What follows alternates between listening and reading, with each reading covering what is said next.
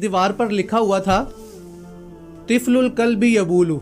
एक शख्स जो आजकल का पाकिस्तानी जाहिल था उसके पास जाता है और उसको चूमना शुरू कर देता है। उसके पास दूसरा एक शख्स खड़ा होता है, वो उससे पूछता है ये क्या कर रहे हो?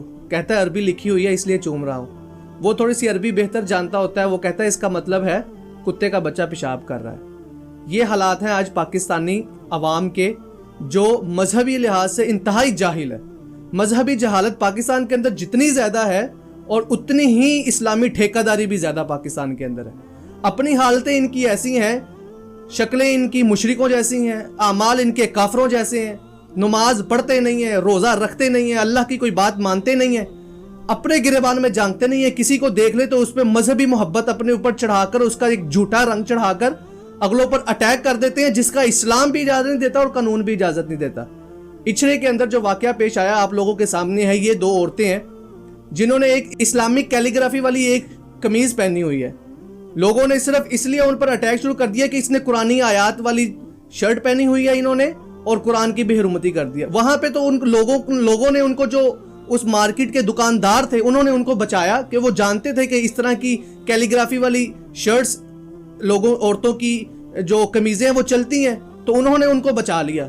नहीं तो वो तो बहुत बड़ा इंसिडेंट और बहुत बड़ा वाकया वहां पर रूनुमा करने वाले थे। और वो लोग कौन थे जिनकी अपनी हालत ये है, ना नमाज पढ़ते हैं, जहालत से भरपूर हैं, दीन के ठेकेदार बने हुए हैं। असल में काम करने वाला कौन सा, जो असल में कुरान की बेदबी है, कलमे की बेदबी है।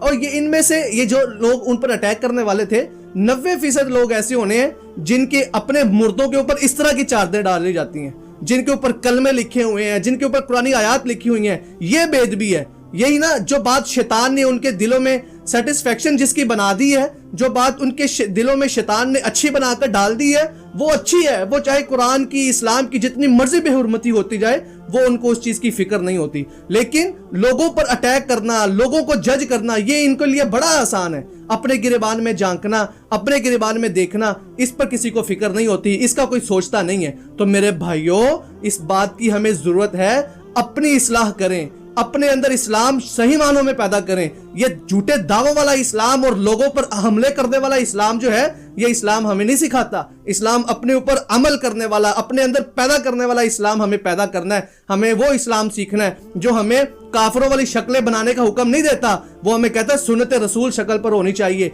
नमाजें होनी चाहिए, रोजे होने चाहिए। वो हम करने के लिए तैयार नहीं है। लोगों पर हमले करने के लिए, दीन की ठेकेदारी अपनाकर हम उन पर हमले करने के लिए तैयार हो जाते हैं जिसकी कोई बुनियाद नहीं होती। तो जरूरत इस अमर की है, ये जो असल में हमारे यहाँ बेदबी होती है कुरान की, कलमे की, अपने मुर्दों के ऊपर हम ये चादरें डाल देते हैं, जो उनकी टांगों पर भी है, जो उनकी शर्मगाह के ऊपर भी है, वो हमें बुरा नहीं लगता। उस बारे में हम सोचते नहीं है। एक चीज हमें ये करने की जरूरत है। दूसरी चीज ये है कि औरतों को चाहिए वो अपना पर्दा करें। इस्लाम ने हुक्म दिया है ताकि इन शैतानों की नजरों से आप अपने आप को बचा सकें। अल्लाह ताला ने कुरान मजीद में फरमाया ना कि अल्लाह के रसूल की बीवियों को, कि ऐसे लोगों के साथ जिनको दिलों के अंदर कज रवि हो, उनके साथ नरमी वाली बात ना किया करो, नहीं तो वो ना कोई अपने अंदर ऐसी लालच तमाश पैदा कर लेंगे कि शायद कोई मसला है।